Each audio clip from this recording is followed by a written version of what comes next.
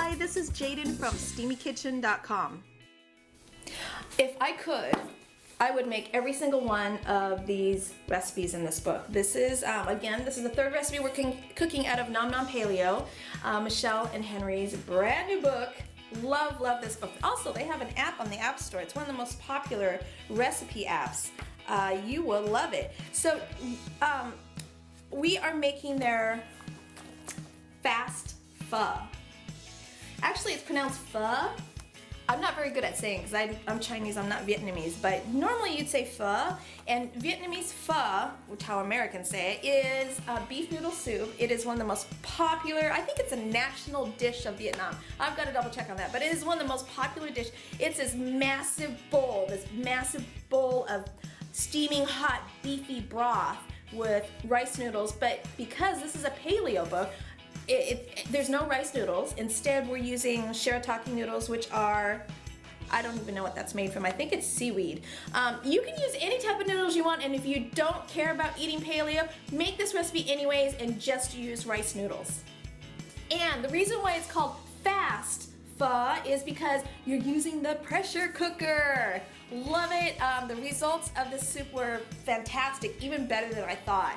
So incredibly, incredibly flavorful, very, very authentic flavors of Vietnamese pho. Step 1, spices go in a bag or a pouch or a coffee filter. Because I don't have cheesecloth in my kitchen, I have whole coriander seeds, a stick of cinnamon, cloves, green cardamom, and star anise. To bring out maximum flavor, you want to dry toast all of your spices first, and that just is so easy. Heat plus dry pan plus spices plus shaking equals your kitchen and your house smelling amazing. Go ahead and spoon that all in a cheesecloth or your spice bag or your coffee filter and tie it up. The next steps are your aromatics like ginger. Okay, take that same pan, add some butter, and place your sliced ginger and onion and give it a good char. Basically, you want to caramelize the onion and the ginger, add them to the pot.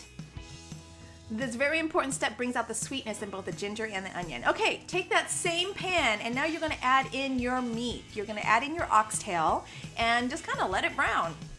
Brown both sides and then add them, throw them into the pot.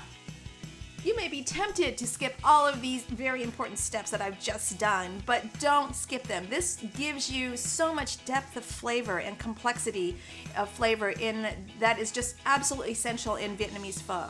Now, I just want to warn you, this recipe has a lot of meat in it. It has a lot of beef, but hey, it's paleo, you can do that. Brown and add in the shank to your pressure cooker pot.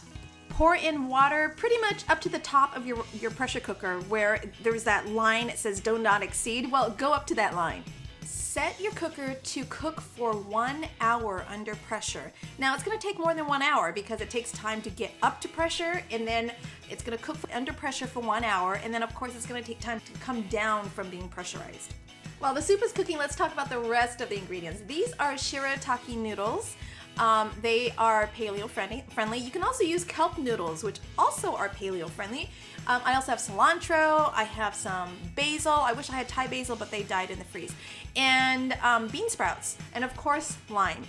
Now, if you are not on the paleo diet, you can still use the exact same recipes, but use thick rice noodles instead.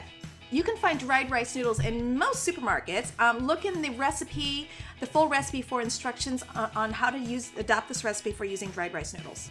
As for the thinly sliced beef, well, I bought this pre-sliced. This is the beef eye of round roast that they've sliced already. I bought mine pre-sliced, but I'm gonna just slice it just a little thinner. If you buy the whole chunk of meat, put that in the freezer for a good half hour to let it freeze for a bit. It makes slicing it super thin much, much easier. 2 hours later, your soup is done. Now, I'm going to scoop out the top layer of fat and discard that. That's totally up to you whether you like it or not. I don't like all that greasy feel, so I take that out and discard that.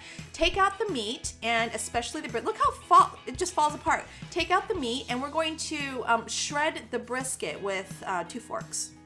Of course, also take out the ginger and the spice pack and the onion. You can discard that.